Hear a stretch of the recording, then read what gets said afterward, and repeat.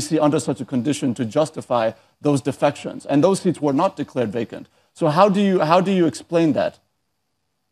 Well, I think we must get this right.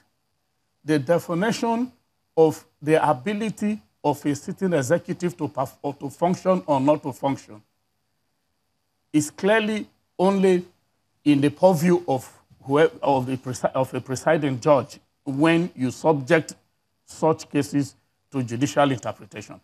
But to state that there was no clear division across all the lines from the wards through to local government, state, and national leadership of APC as at when those defections took place, it was glaring, and it was obvious that to the extent that the leadership themselves attested to the fact that it has the capacity. Let's go back to the issue of Akwa Ibom, because I know that's why we're. Now, in the case of Akwa Ibom, even that there is no iota of leadership, of factionalization, either in the local chapter where the purported speaker comes from, or in the state, or at the national level, as at the point of his defection. And the constitutional, the position of the law, as at when his defection is, would have been, if there were, or if there was a clear, a leadership tussle at the national level, you and I, and all Nigerians do know that since December of the year of last year to date, the leadership of PDP has been one without any iota of faction in any chapter of the party across 36 states plus FCT till date. And for anybody to just wake up and say you want to defect, you know clearly you are doing that at the risk of your seat. Within the PDP, there have been tussles within the Kano State PDP executive, within the Kwara State PDP executive, within several executives, so that's not quite correct. Let me make a clarification. Because I am in the national leadership that made proclamation in terms of the dissolution of Kano State. So it is not under any faction at all. There's no judicial process currently playing out for the Kano State PDP faction?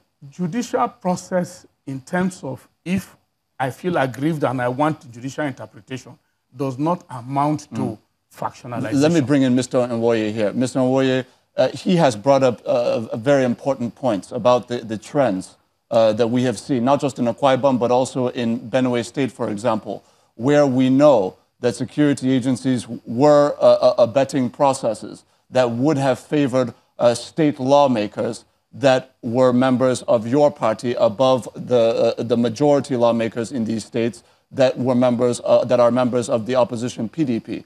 In view of that trend, can you still say that there's nothing awry, that there are no problems, and that in fact state institutions have done what they're supposed to do in the resolution of the crisis unfolding in Akwa Ibom State? Absolutely.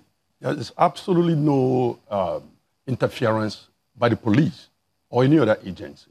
You have to look at it this way.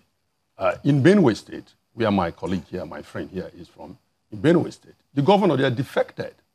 He defected from APC to PDP. No one called for his outright impeachment. There was no division in APC. He simply walked away after being elected by the APC. Nothing happened to him. Okay, so when the 7 members decided to impeach him under a circumstance that's peculiar in their own situation, it is not something you call that the APC recruited the police to assist in removing the speaker and then in serving impeachment notice on the governor. You have to look at the fact. These things are questions of fact. They are not questions of that you can just sit down and analyze. Let's look at it from the perspective of fact and not the perspective of speculation. Because when you look at it, do you realize that your current position contradicts the position of even your own national chairman, Comrade Adams Oshomole, who has come out yesterday to say that there was indeed partisan police activity, but that the partisan police activity was in favor of the PDP, he alleges. You are now saying that the police were not partisan at all. I want to ask you why it is that there seems to be this doublespeak about the role of the police in the situation when we know factually that 5 members of the State House of Assembly that are members of your party gained access to that building at the detriment of the majority members of the PDP. These are incontrovertible facts. No, they are controvertible. You have to look again, you have to look at every step of the way.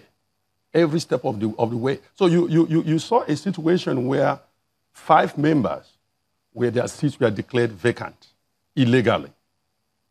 With the assistant, at that point, they had to be removed. They had to be prevented from coming in there. So when you say that my position is contradicted, Adams or Shumle, it's not true.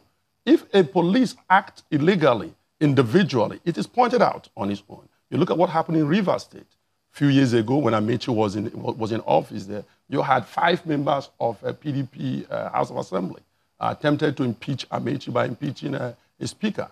You saw what happened with the then Mbu police and what they did. But it's restricted. When you say institution, I disagree with institution. When you say that Mr. Nwoye, let's even put that one to bed, because even that doesn't hold water when you look at the fact that it is the federal government that oversees and administers the Nigeria Police Force, and the Nigeria Police Force at the level of national leadership opted to change out the State Commissioner of Police from Mr. Basi Abang to Mr. Musa Kimo, and these situations have continued to unfold. So it is an institutional issue, and I want to ask you, in view of the evidence, in view of the leadership changes within the State Police Command, and in view of the continuation of some of these processes, will you continue to say that your party has absolutely no role in the perpetuation of the crisis unfolding in Akwa Ibom State?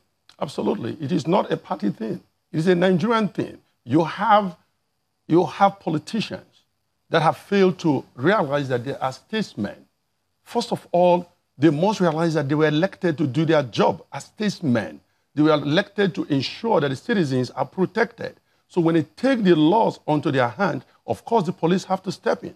And if you have a particular police, not a police as a unit, as an institution, if you have a police that fail to do their work within the confines of their constitutional authority, it is the right and responsibility of their supervisor to remove them or transfer them or to reprimand them. You can't say that you just leave a police there who clearly cannot act and you call it an institutional failure. You have a police who was clearly partisan, who was clearly towing the line of partisanship. It is the job of the supervisor, in this case the IG. It's not APC. We don't drive the police system. We are not in charge of the police. The police is neither APC nor PDP. But when they look at the peculiarity or the totality of the circumstance, they chose and say, okay, this is what we need to do to restore the order. So because, of course, we have the President of the Federal Republic of Nigeria is an APC member elected on our platform. You can't say immediately that it's APC that did that. You have a failure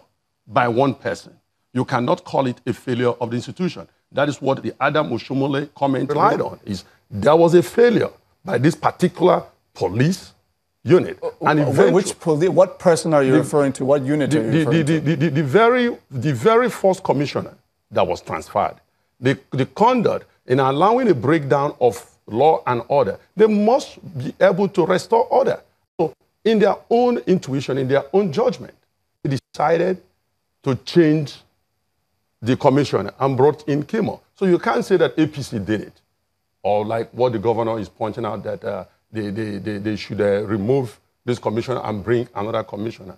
It doesn't work like that. It doesn't work like that. They have to look at it from who is the supervisor of this commissioner. They must look at the totality of the circumstance. They must look at the facts on ground. They must look at the key players. And you can't stay here in the studio on the pages of newspaper and make all those assessments. Those on ground made the assessment and believing that what was needed at that particular point in time is a change in the leadership of police system in that particular area, not the institution of itself.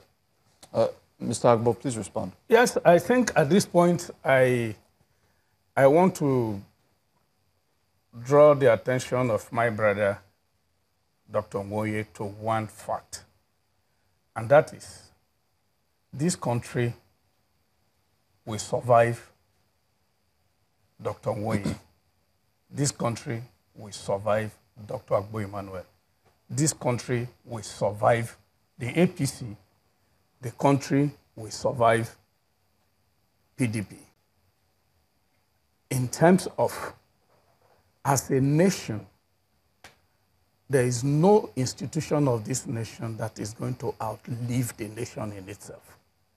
And if there is anything we must consciously do as operators of the system, functionaries of democracy, is to at all times deepen democratic tenets. Mr. Agbo, we're going to take a very short break, but when we come back from the break, you will conclude your thoughts, and we'll also get into whether your party is ready to abide by the assessment that you're giving right now. I'm speaking with Mr. Emmanuel Agbo and Mr. Ben Nwoye of both the APC and the PDP. We're going to take a short break. We'll continue the conversation in just a moment. Please do stay with us.